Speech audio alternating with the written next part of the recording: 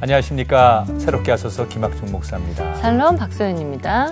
저는 평소에 제가 좀 깜빡깜빡 하다 보니까요, 목사님. 네. 사람들이 너 이러다 치매 걸리는 거 아니니? 막 이런 이야기 농담처럼 하고 나는데. 그래도 설마 하면서도 우리 하나님 안에서 더 건강하게 살아야 되는데 그런 게 요즘 살짝 걱정이 되더라고요. 치매 얘기를 하니까 그런데요. 제 주변에 정말 나이 드신 분들 또 젊은 분들도 요즘은 이 치매 증상이 좀 있어서 얼마나 무서운 병인지 이렇게 보면서 걱정이 좀 되고 그래요. 네. 보통 치매하면은 노인의 병이라고 우리가 흔히들 생각하는데 요즘에는 발병 연령이 많이 낮아졌답니다. 그래서 40대 이하 발병률이 7년 사이에 한 40% 정도 증가했대요. 어떻게 잘 알아요? 조사된 내용을 제가 설문조사 내용 네. 읽어드리는 겁니다. 네. 네. 그래서 오늘 저희가요, 많은 분들이 걱정하시고 또 관심 있어 하는 이 치매에 대한 문제를 연구하시는 귀한 박사님을 모셨습니다. 이분의 얘기를 들으면 예방도 할 수 있고 또 치매에 걸리신 분들 좀 호전되게 고칠 수도 있을 것 같아서 그 하나님의 지혜를 여러분에게 소개해 드리려고 하는데 어떤 분인지 화면을 통해서 만나보겠습니다.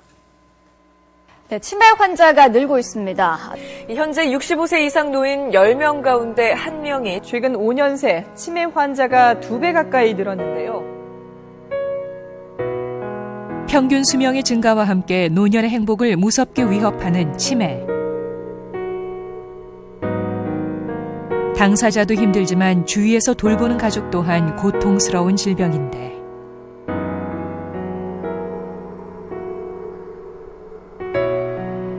전 세계인이 치매로부터 해방되는 세상을 꿈꾸며 머나먼 미국 땅에서 밤낮으로 연구를 거듭해온 이가 있다.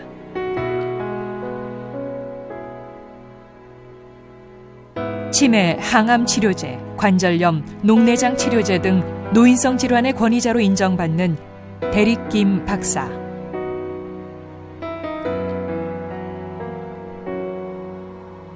그는 치매 치료제를 개발할 때에도 항암 치료제를 연구할 때에도 매 순간 주께서 동행하셨음을 고백한다. 사람 살리는 치매 전문가 데릭 김 박사가 만난 하나님. 지금부터 공개됩니다.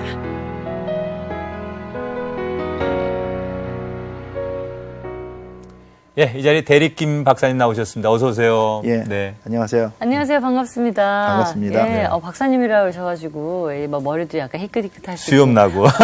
안경 끼시고 막 이럴 줄 알았는데 네. 굉장히 젊은 박사님이세요. 아유, 감사합니다. 아니 근데 사실 다 이렇게 읊기도 힘든 막 특허를 16개씩이나 가지고 계시다고 하는데 네. 대단하잖아요. 진짜 어떤 특허를 가지고 계신지 좀 자랑 겸 좀 알려주세요. 예. 암에 대해서 항암제에 관한 특허가 10개가 있고요. 네. 그다음에 치매에 관련된 특허가 5개가 있고요. 오. 그다음에 이제 성병 예방에 대해서 하나가 있고 그렇습니다. 우리 박사님께서는 치매에 관해서 연구도 많이 하시고 예. 또 이 항암제에 대한 얘기도 할 얘기가 참 많으신 분인데 원래는 이제 항암제 연구를 굉장히 오랫동안 하셨다고 얘기를 들었습니다. 네. 어떻게 해서 그런 일을 시작하시게 된 건가요? 그러니까 대학교 들어가가지고 공부를 하면서 생각이 드는 게 나는 암 전문의가 되고 싶다 그런 생각을 했어요. 네. 그게 이제 80년대 초입니다. 그러면 이제 의사가 되셔야 되는 그렇죠. 네. 의사가 되는 거죠. 네. 그래가지고 의학과 들어가가지고 생물학을 공부를 하고 전공을 하고 그다음에 화학도 같이 전공을 했어요. 그래서 더블 메이저입니다. 그러셨구나.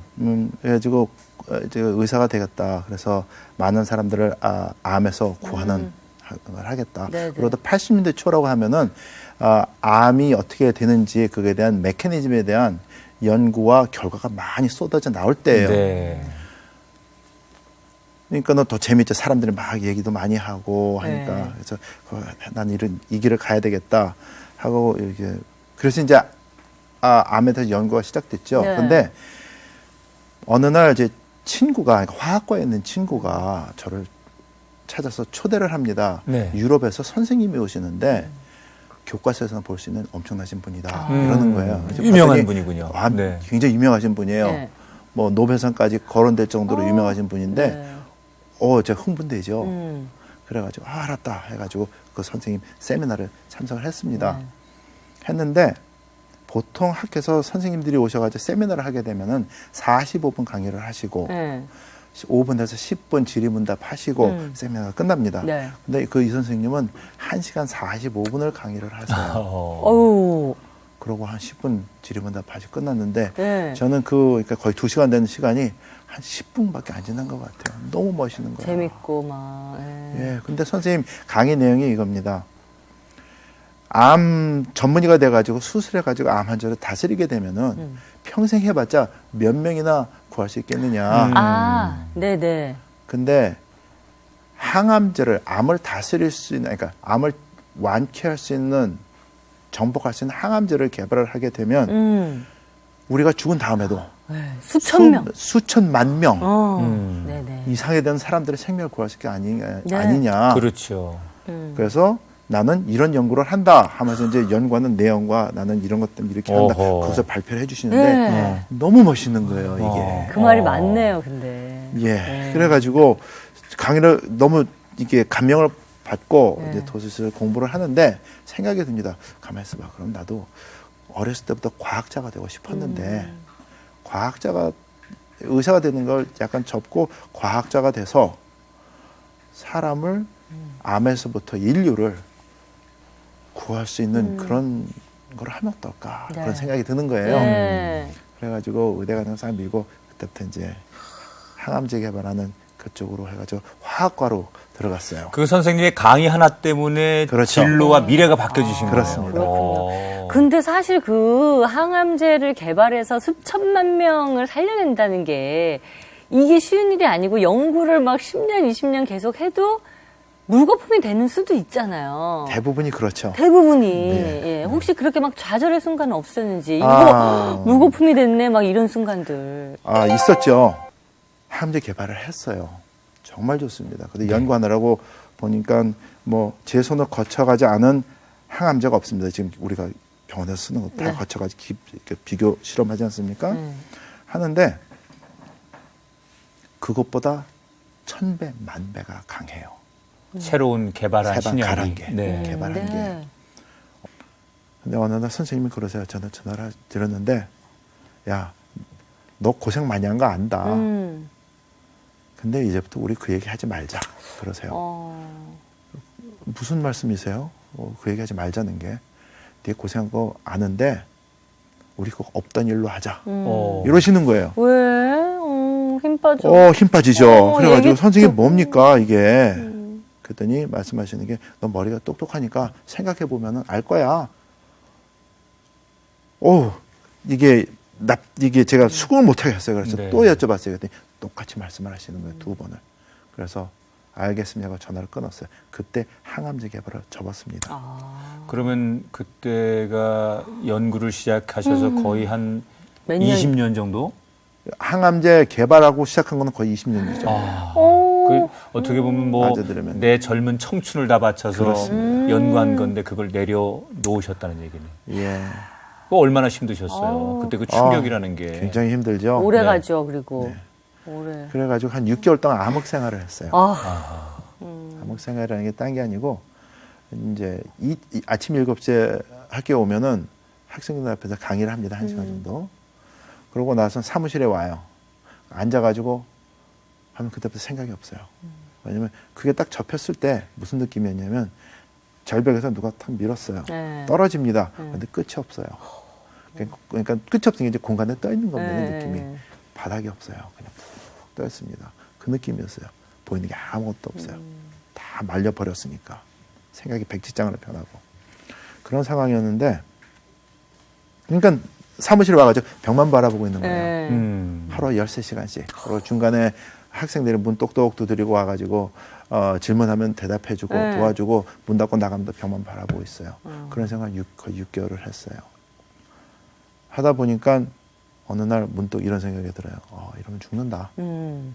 사람이 이러다가 죽을 수도 있겠구나 하는 생각이 딱 듭니다. 그렇다고 그때 기도 안 한 건 아니에요. 근데 그때 그 와중에는 기도가 하나님 저 어떡합니까? 네. 이게 나 아는 거 이거밖에 없는데 참 이거 너무 하십니다. 이거 뭐 하시려고 그러시는 겁니까? 하면서 기도 나오는 게 그거 항암제 개발된 게 열심히 하니까 시간이 우연의 일치로 된 거 아닙니까? 저는 하나님이 주셨다고 믿고 막 하는데 네. 그러면 이거 정말 험합니다.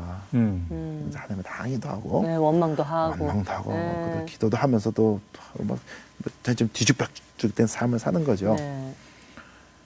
근데 그 생각이 그러니까 이러면 죽겠구나 죽는 거로구나 그 생각이 나는데 그때 기도하는 도중에 문득 머리에 떠오르는 게 교회에 가면은 여기도 그렇지만 되게 젊은 사람들보다 연세 드신 분들이 훨씬 많습니다. 네. 근데 권사님들끼리 말씀하신 게 기억에 딱 떠오르는 거예요. 그게 뭐냐면 예를 들면 이렇습니다. 아유 이 권사님 소식 들었어요? 저기 정 권사 있잖아. 그분 양면대 들어갔대. 아니 왜요? 치매래나 봐. 이런 내용들이 있지 않습니까? 네. 그런 게 기억이 나는 거예요. 그래서 교회 가서 이렇게 봤더니 갑자기 연세 드신 분들만 눈에 보여요. 그리고 그분들 말씀하신 게 귀에 그냥 쏙쏙 들어옵니다. 그런 얘기가 없었던 건 아닌데 네. 뭔지 모르는데 그때를 계기로 그게 막 귀에 들려옵니다. 아. 혹시 치매라는 게 하나님이 뭘 시키려고 그렇게 한 게 아니냐 생각이 들어가지고 그럼 할 게 없으니까 네. 뭔가 해야 되니까 네. 해가지고 치매에 대한 논문을 그때부터 읽기 시작을 했어요. 도서실에서 치매란 단어가 있는 논문은 거의 다 읽은 걸로 알아요. 하다 보니까는 내가 여태까지 한 게 몇십 년 동안 한 게 약을 개발하는 사람인데 네. 보니까 치매 예방약이나 치료약에 대한 걸 읽은 기억이 없어요. 논문을 읽는데 네. 그래가지고 이게 뭐야? 혹시 해가지고 다시 뒤져봤어요. 그거에 대한 약 개발하는 그런 논문이 있는데 약 개발하는 논문이 거의 없어요. 그냥 무슨 뭐에 대해서 관찰하는 것밖에 약 개발이 아닙니다. 그래가지고 그럼 하나님이 약 개발하라고 시키는갑다 해가지고 이제 실험을 백제에다 쓰기 시작했어요. 이런 실험을 이렇게 해가지고 결과가 이렇게 나와야지 이런 결과로 다음 실험을 이렇게 하고 이렇게 체계적으로 하면 이런 약이 나오겠다. 그림을 그립니다. 네. 근데 보통 그렇게 그려가지고 그 실험을 하게 되면은 한 100개 하면 처음에 100개가 다 실패를 합니다. 그렇겠죠. 예. 네. 그래서 과학적인 길이 어려운 거거든요. 네. 그래서 그냥 실험에다가 치고 접습니다. 네. 접어놓고서는 이제 며칠 있다가 한 일주일 정도 있다가 다시 백제에다 다시 그림을 그려요. 또 다른 그림을. 근데 어느 정도 시간이 되니까 같은 그림이 계속 나와요. 새로운 이제 치매 약이. 신약 치료제가 그렇게 해서 그렇게 만들어진 시작이 됐습니다. 그래서 그렇게 시작한 사람이 제가 세계에서 최초예요. 예. 박사님 입을 통해서 그런 과정을 통해서 치매의 또 신약까지 개발되는 얘기를 들었는데 이제 이게 임상이 돼야 되지 않습니까? 그러니까요. 개발되는데 그런데 저희가 듣기로는 박사님의 아버님이 또 때마침 이런 치매 증상이 오셔서 예. 아버님을 통해서 임상이 됐다고 하는 얘기를 들었어요. 예. 그게 정말입니까? 예, 사실입니다. 어떻게 아버님한테 임상한다는 거 여러 가지 좀 마음에 아무리 그렇죠. 좋은 이야기여도 본인도 힘드셨을 텐데. 예, 2002년도 가을인 것 같아요. 예. 저는 이제 매일 아버님한테 그러니까 부모님한테 전화를 올립니다. 음. 어저께도 올렸고 오늘도 조금 이따 전화도 올릴 거고 세계 어디를 가든지 이제 매일 한 번씩은 전화 올리려고 노력을 네. 하고 실천을 합니다. 계속 전화 올리는데 언제부턴가 전화를 올리는데 마음이 답답해져요. 그래가지고 그날은 전화 올리면서 마음이 답답한데 제가 한때는 이게 제가 운동을 못하고 계속 연구만 하니까 이제 몸이 쇠해가지고 그런 거 아닌가 걱정됐는데 그날은 아버님 전화를 하는데 보니까 전화를 올릴 때마다 마음이 답답한 거예요. 그래가지고 뭔가 좀 이상한 예, 거군요. 이상한 거죠. 네. 그래서 그날은 전화를 5번 올렸어요. 네. 아버님 야단치실 때까지 왜 자꾸 전화하느냐고. 근데 그 말씀하시는데 보입니다. 그게 뭐였냐면 제 아버님 목회하셨어요. 지금 은퇴하셨지만 제 아버님은 한마디 말씀 시작하시면 그 이야기를 끝을 보시는 분이에요. 딱 정확하게. 네. 근데 그때는 말씀 시작하셨는데 끝이 안 나요. 그러니까는 사과에 대해서 얘기를 하시다가 갑자기 바나나로 넘어가는 거예요. 이런 식으로. 그러니까 뭐를 시작하시는지 잊어버리시는 거예요. 앞에 얘기한 걸. 얘기를. 불과 1분도 안 된 사이에 하시는 걸 치매 증상에 대한 엄청나게 심각한 겁니다. 예. 그게 딱 보이는데 가슴이 철커덩합니다. 왜냐면 그런 증상이 그렇게 나오게 되면은 평균 한 7년을 사세요. 그리고 치매로 돌아가시게 되는 건데 네. 그 와중에 손주 얼굴 이름 다 잊어버리고 자식들 다 잊어버리고 언어 잃어버리고 그렇게 돌아가시는 거거든요. 네. 그걸 제가 아는데 공부한 사람이니까 감당이 안 돼요. 그래가지고 진짜 그때도 2주일 동안 굉장히 마음고생했습니다. 이걸 어떻게 해야 되느냐. 왜냐하면 제약을 하겠다고 회사를 차리고 나왔는데 제약은 약이 하나 나오는데 한 15년, 10년 넘게 걸립니다. 네. 연구하고 임상치료를 다 하느라고. 근데 돈도 또 한국 돈으로 하면 1조 원 정도 들어갑니다. 저는 지금 그 길을 가겠다 열심히 하고 있는데 치매가 아버님이 걸렸어요.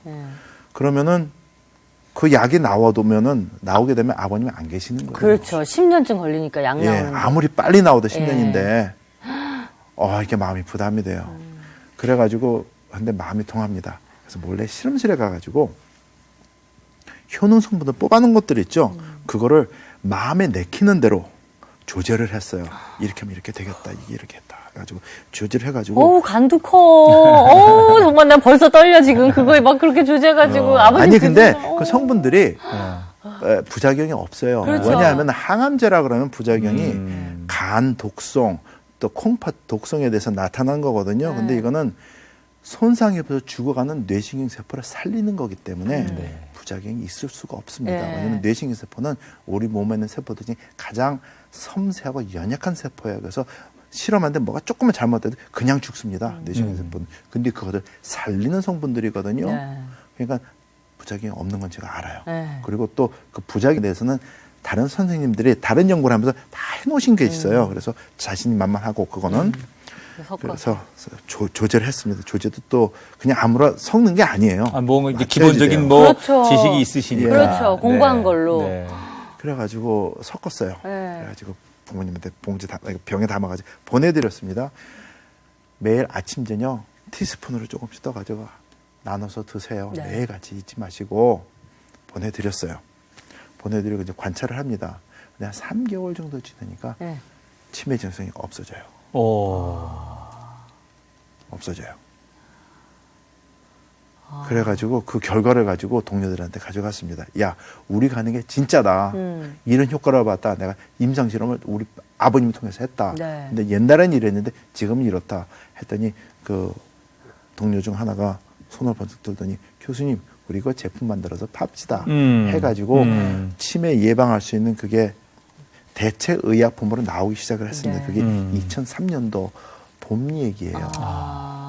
그러니까는 제가 이제 사업을 한다고 해야지 나왔지만 제품 나와가지고 된 거는 벌써 10년이 훨씬 넘었습니다. 그래서 캐나다는 자연 의약품으로 수출이 되고 있고요. 동남아에서도 대체 의약품으로 수출이 되고 있고 또 허가 다 받고 그렇습니다. 잘 되고 하고 있어요. 그 어쨌든 간에 본인에게 하나님께서 참 지나고 보니까 그 항암제를 개발하는 과정 또 치매 치료제를 개발하는 과정 다 떠나서 내가 가장 존경하는 내 아버지를 내 손으로 공부한 것 가지고 고쳐드릴 수 있는 거예요. 이게 사실 어떻게 보면 너무 큰 은혜고 큰 이야기인데 본인에게 이제 하나님이 왜 이런 과정을 주셨고 결국 지금 이제 항암제나 이런 또 치매 치료제를 개발하게 하시고 이런 과정을 주셨을까? 이제는 그런 거를 생각해 보시고 대답하실 수 있잖아요. 생각 좀 했습니다. 왜 하나님이 그러신 것 같아요? 모든 사람은 나이가 먹습니다. 그리고 이제 요즘 말하는 건 노령화되는 사회라고 그러고 하는데 노령화되신 분들이 전부 사회에서 소외를 당해요. 한국 같으면 이제 뭐 명태니 조태니 해가지고 뭐 40대 후반부터 막 노인층으로 집어넣어가지고 하지 않습니까? 근데 그분들이 그러니까 우리도 시간이 되면 거기에 반열에 끼어들게 됩니다. 그러니까 뭔가 해야 돼요. 특히 제 생각은 이렇습니다. 예수 믿는 사람들은 은퇴라는 말이 없다고 생각을 합니다. 저는 그래요. 은퇴는 그러니까 생명이라는 거는 하나님이 정해주신 거예요. 길이는. 아무리 건강하게 살다가 하나님이 너 와 하면 그때가 끝입니다. 그래서 그 부르심이 있을 때까지 열심히 사는 게 저희의 도리라고 생각을 합니다. 그때 은퇴가 시작이 되고요. 근데 사회가 만들어준 이 제도에 의해서 강제 은퇴당해가지고 거기서 완전히 많은 분들이 그냥 소멸되어 가시잖아요. 그건 아니라고 생각을 합니다. 특히 예수 믿는 사람들은 끝까지 제가 좋아하는 성경 구절이 이제 빛과 소금에 대한 성경 구절인데 예수 믿는 사람들은 하나님 부르실 때까지 그 사명을 다 해야지 된다고 믿습니다. 네. 근데 그것을 가능하게 해주는 게 우리 정신이에요. 스티브 하킹 박사님 같으신 분들은 전신이 완전히 마비됐는데도 우주로 넣어다니지 않습니까? 뇌가 살아있어서 그래요. 예수 믿는 사람도 나이가 들어서 사람들한테 소외받고 그런 것 있을지 몰라도 뇌가 살아가지고 살아있으면 충분히 하나님의 일을 부르실 때까지 할 수 있다고 믿습니다. 근데 뇌가 죽으면 아무 의미가 없어요. 그래서 그것을 저보러 어떻게 하라고 하나님이 주시지 않았나 네. 그런 생각이 들고요. 또 항암제 개발하기 한 거는 치매약을 개발하는데 사용하시기 위해서 그래요. 가르쳐 주신 거라고 생각을 합니다. 왜냐하면 그게 없었으면 저 그림 못 그립니다. 네. 치매약 개발 못하죠. 못하죠. 그 다음에 또 그 전에 또 뇌병리학과에서 또 4년 일하지 않았습니까? 그게 없었으면 치매에 대해서 공부할 때 엄청 고생을 했을 거예요. 네. 이제는 말할 수 있다. 하나님이 그래서 이런 과정을 주셨구나. 네. 그러면 오늘 나오셨으니까 우리 시청자분들이 정말 이 치매를 무서워하고 또 실제로 치매로 인해서 가족들 간에 어려움을 겪는 분들이 굉장히 많으시거든요. 우리 주변에도. 그런 분들에게 간단하게 어떻게 이거를 예방할 수 있는 길은 어떤 거고 혹시 이미 진행이 됐다면 어떻게 하면 지금 박사님이 가지고 계신 그런 아주 건강한 노하우를 이분들에게 전해서 고쳐줄 수 있는지 소개를 좀 해주시죠. 자, 치매 환자가 되는 거는 막지는 못합니다. 음. 근데 지연은 시킬 수가 있어요. 아. 왜냐하면 뇌신경세포는 10대, 그러니까 티네이저 들어가면서부터는 이거 제 연구 결과가 아닙니다. 다른 이미 나와 나오는 거 네. 보면은 네. 10대는 한 하루에 10만 개씩 뇌신경세포가 작동을 멈추고요. 20대는 한 20만 개, 30대는 30만 개, 40대는 40만 개 매일. 네. 그런데 50대는 50만 개, 60대가 되면 100만 개, 70대가 되면 200만 개 정도씩 뇌신경세포가 작동을 멈춘다고 합니다. 근데 멈춘다는 게 이게 뇌신경세포가 갑자기 죽는 건 아니고요. 네. 뇌신경세포가 이제 서로 연결고리가 많이 전화처같이 돼 있거든요. 그게 끊기면서 고립된다는 얘기예요. 네. 죽지는 않았는데. 근데 작동을 못하니까 죽은 거랑 마찬가지죠. 뇌신경세포는. 네. 그러다가 죽어나갑니다. 그것을 회복시켜야지 돼요. 아니면 그런 일어나는 과정을 예방. 지연시키고. 그러니까 지연시키는 아, 거예요. 지연. 예방은 아니고 지연시키는 지연. 겁니다. 네네. 그게 제일 먼저 해야 될 게 술 마시고 담배 피는 것을 철저하게 막아야지 됩니다. 얘기를 들어보니까 한국 사회는 지금 요즘에 40대부터 치매 환자가 숫자가 느는데 네. 엊그저께는 얘기 들었는데 30대 후반인데 치매증이라고 판정이 났대요. 이거는 있을 수 없는 거예요. 유전자적인 문제가 있지 않으면은. 네. 그래서 생각드는 게 담배와 술은 무조건 끊어야 된다. 특히 한국에는 폭탄주라는 게 있지 않습니까? 네. 그거는 있으면 안 돼요. 그건 뇌에 치명적이군요. 치명적입니다. 치명적인 다 끊기고. 예. 근데 뭐 필름 끊겼다, 술 마시다 필름 끊겼다, 뭐 그런 얘기를 자랑스럽게 얘기를 해요. 어떤 친구들은. 네. 그거는 제가 막 섬찟섬찟해요. 이게 그러면 안 되는데. 네. 그런 거 철저히 막아야 되고요. 그래도 그것만 해도 지금같이 사회에 문제될 정도는 안 될, 문제가 될 정도는 나빠지는 않을 거 생각을 하고요. 네. 또 연예인들도 많이 하잖아요. TV나 사는데, 네. 마음 아파. 네. 그러고 그 다음에 사람들은 숨을 안 쉬면서 삽니다. 호흡을 해야 돼요. 숨을 안 쉰다는 게 진짜 숨을 안 쉬는 게 아니고 깊이 내뱉었다 들어대는 숨을 안 쉬어야 그러니까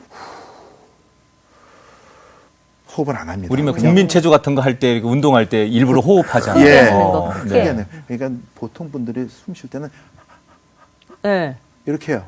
그것도 사니까. 근데 그게 아니에요. 내뱉었다가 들이마셔야 돼요.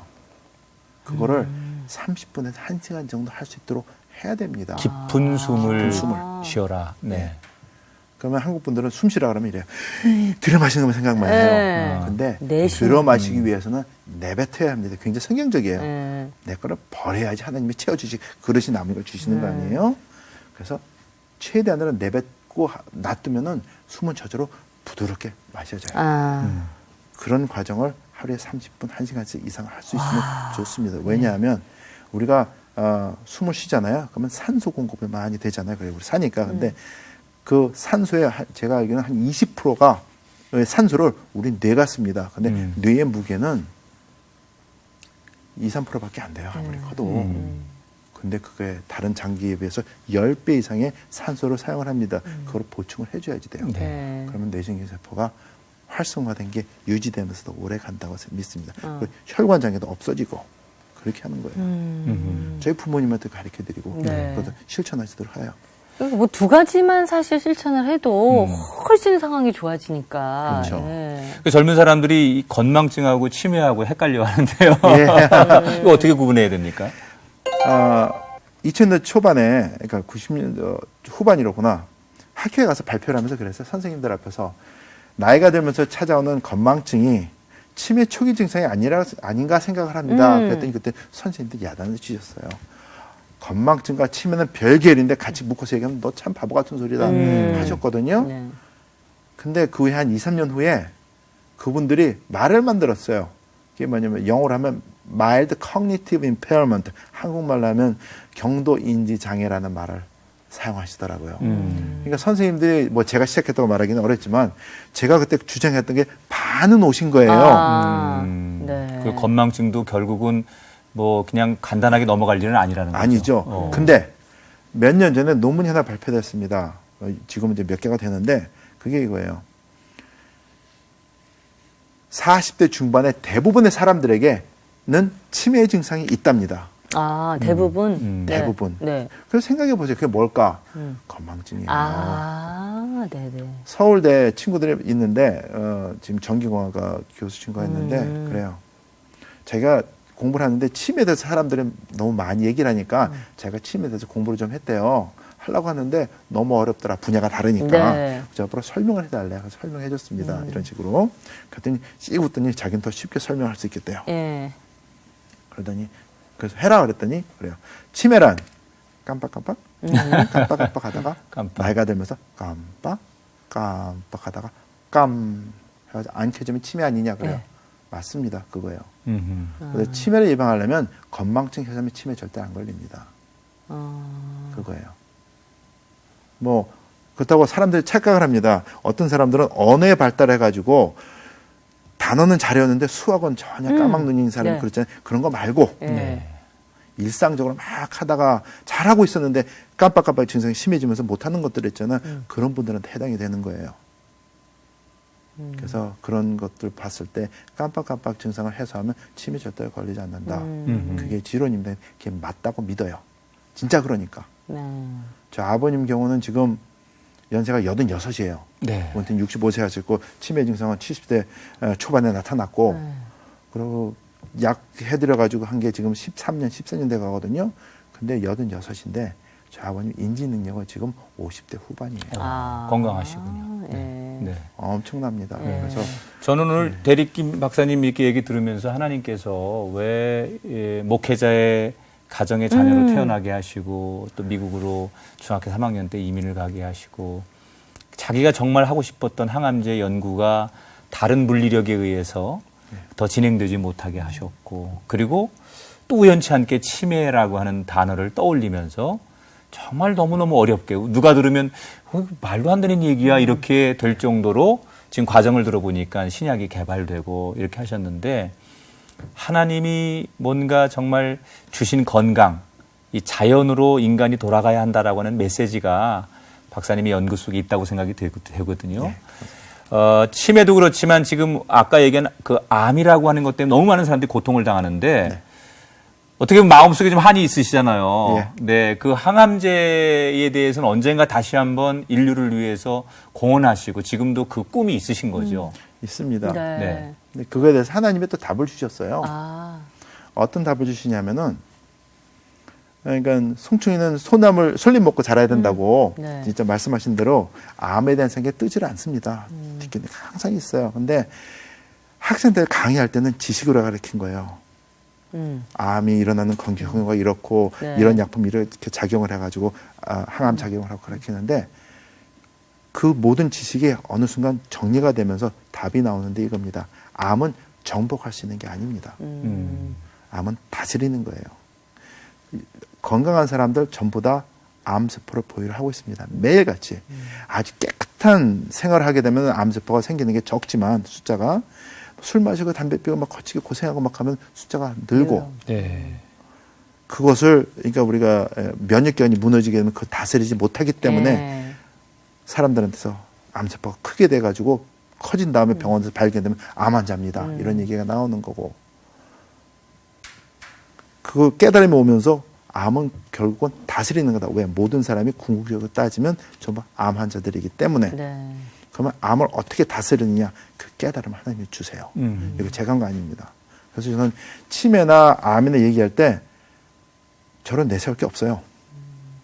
그냥 하나님이 저 같은 사람을 어떻게 뽑아가지고 이런 걸 만들게 해가지고 시키셨다. 그러니까는 그냥 야 진짜 하나님 대단하신 분이네 이 생각이 들고 암이 일어나는 원인이 저는 이게 체계적으로 일어난다 생각을 합니다. 정리된 그러니까 지혜가 주신 게 뭐냐면 암의 첫 번째 원인은 유전적인 걸 떠나서 네. 첫 번째 원인은 음식이에요.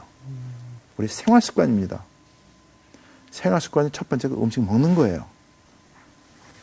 한국 분들이 착각하고 계시는 게 있어요. 그게 뭐냐면 한국 분들이 식사를 하시면서 생각하시는 게 요즘에도 식사하시면서 여쭤봤더니 똑같이 생각을 하시는데 우리는 서양 사람들보다 식단이 좋아.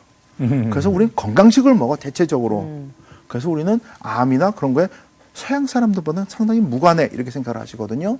근데 그게 아니에요. 왜냐하면 미국만 해도 암 환자가 7, 8 중에 하나입니다. 네. 한국은 4, 5명 중에 하나예요.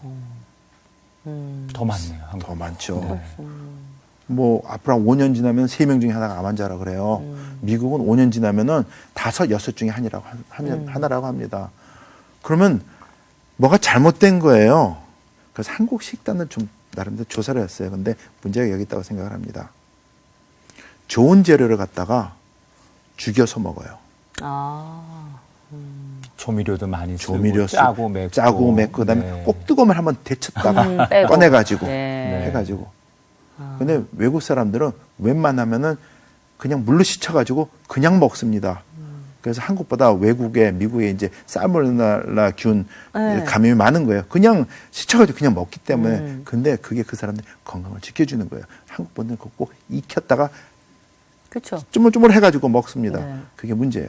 그 다음에 오는 게 방부제예요.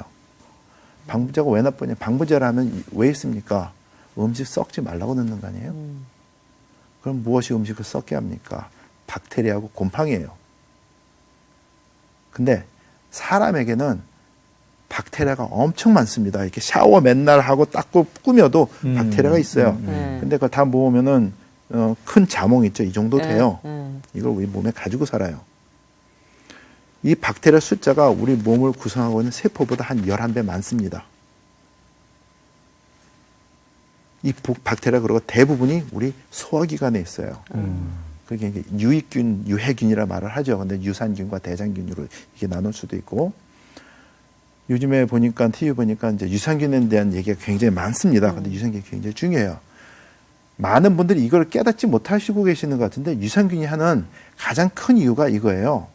이제 방송 나가게 되면 이제 학교 선생님들이 보게 되면 이제 제대로 이제 학생들에게 가르쳐 주길 바라는데 유산균이 하는 거는 음식을 이거 먹지 않습니까? 그게 우리 뱃속에서 썩지 말라고 환경을 조절해 주는 게 첫 번째 잡이에요.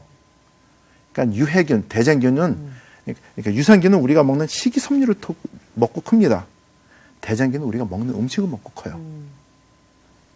근데 유산균이 많게 되면은 대장균의 성장을 억제하면서 시간을 벌어가지고 우리가 음식을 먹었을 때 충분히 소화해서 흡수할 수 있는 환경까지 그거 유지를 시켜주는 게 유산균이 하는 잡이에요. 뭐 그린 것까지는 비타민도 만들어주지만 네. 그게 잡입니다. 근데 우리가 방부제 들어있는 음식을 먹어요. 유산균도 박테리아라고 했잖아요. 그 방부제 있는 음식을 먹게 되면은 방부제가 결국은 이 소화기관에 있는 밸런스를 무너뜨립니다. 그러면 우리가 음식을 아무리 좋은 걸 먹어도 깨져. 이게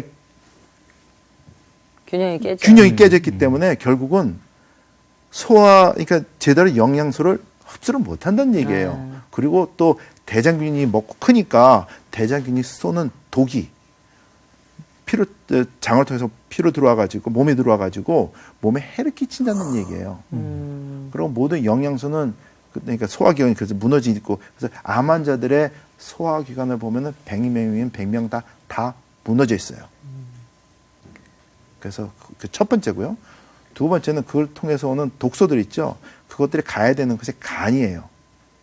간이 하는 것 중에 가장 중요한 역할이 해독작용입니다. 근데 계속 소화가 무너지는 상태에서 독이 들어오니까 음식을 먹어가지고 독이 계속 들어오니까 간이 해독을 너무 열심히 하다 보니까 지치는 거예요. 힘들어서.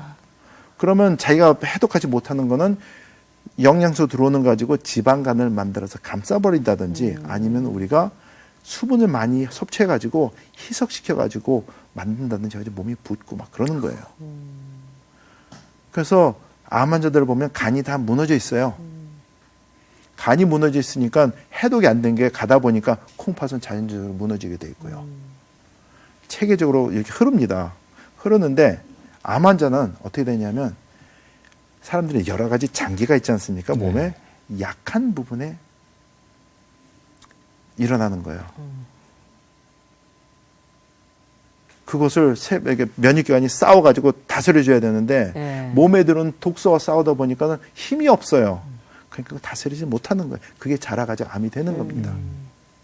너무 쉽게 푸는 것 같아요. 그렇게 저희가 돼요. 이 얘기를 듣다 보니까 좀 이렇게 알아야 될 상식도 있고 또 전문성도 좀 이제 있어야 되는데 저는 얘기를 들으면서 이 모든 게 사실은 성경의 얘기구나. 하나님이 창세기에 만들어주신 그것대로 우리가 돌아가고 아주 규칙적인 하나님이 주신 그것만 지켜도 우리가 건강하게 살 수 있구나. 또 박사님이 추구하는 아마 인류의 건강과 그런 많은 사람들의 행복도 그런 거겠구나라는 생각을 하면서 정말 하나님이 꼭 필요해서 세워주신 박사님이기 때문에 한 사람이 바뀌면 인류가 바뀌잖아요. 아마 그런 역할들을 하나님께서 주시지 않았을까라는 생각을 하고요.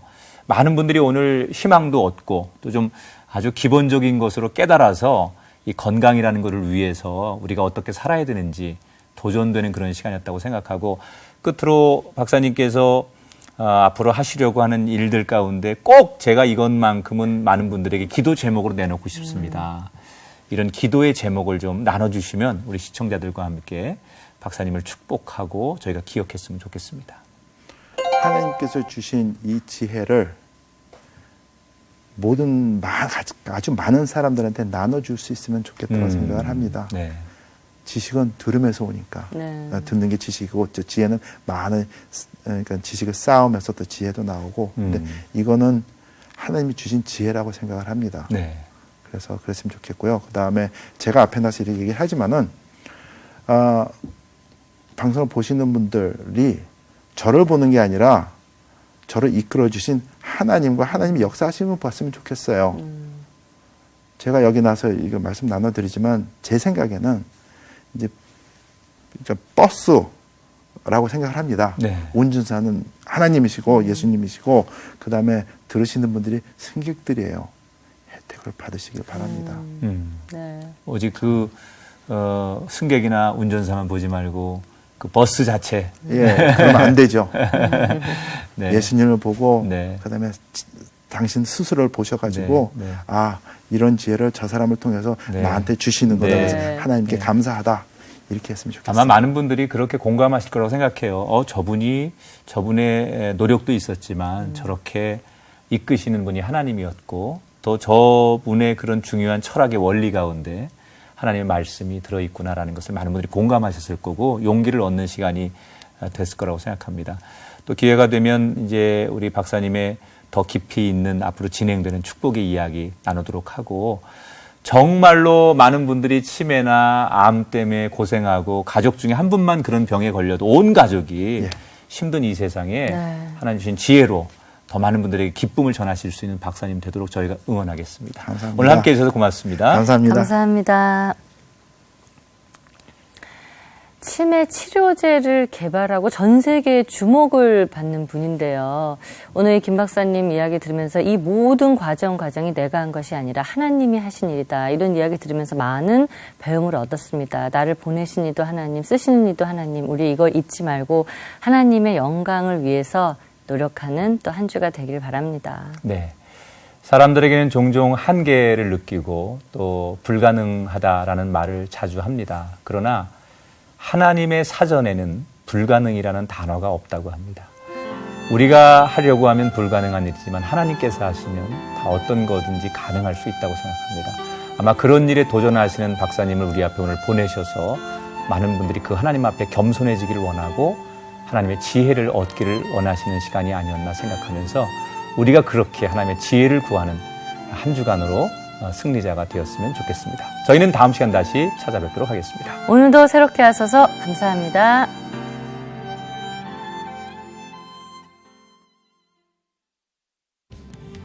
샬롬 박소연입니다. 제가 새롭게 하소서를 갑자기 하차하는 바람에 이렇게 영상으로 여러분께 마지막 인사를 전하게 되었는데요. 그간 하나님 사랑 속에서 진행하면서 저도 정말 행복했고요. 저는 새롭게 하소서를 떠나지만 앞으로 여러분 하나님 사랑 안에서 계속해서 승리하시는 삶 사시길 바라겠습니다. 새롭게 하소서. 사실 굉장히 좀 벅차고요. 네. 예, 설레기도 하고 이제 하나님 은혜를 좀 알릴 수 있는 어떤 뭔가를 좀 하고 싶었어요. 어렸을 때부터 부상이 굉장히 많아서 제가 많이 놓고 기도하고 또 연습을 굉장히 잘했다가도 무대에서 실수하는 경우들이 있잖아요. 네. 그런 실수를 없애려고 하나님한테 매일 밤 기도하고.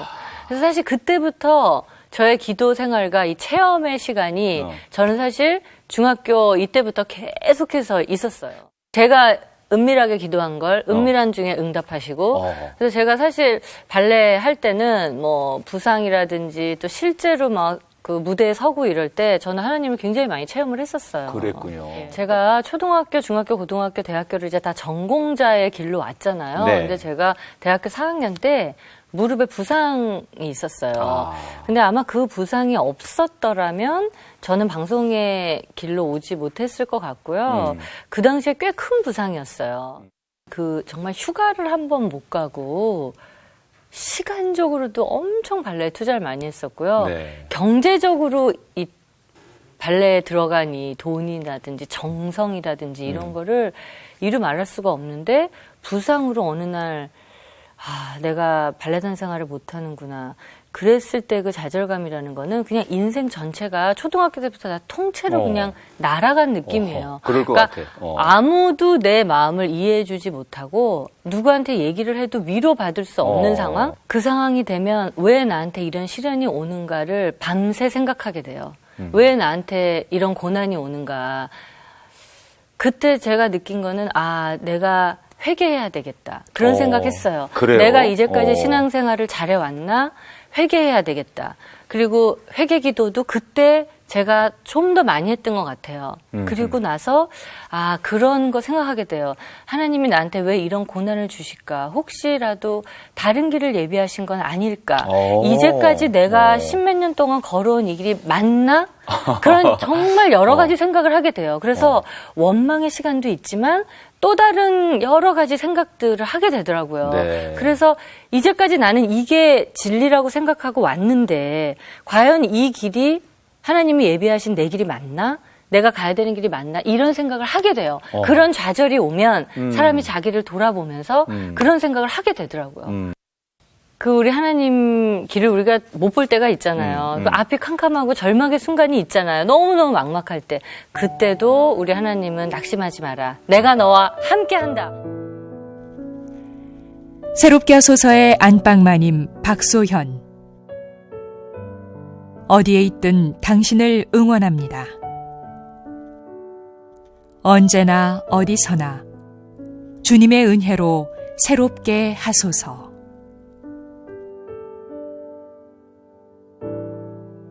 앞으로도 많이 많이 시청해주세요. 오늘도 새롭게 하소서 감사합니다.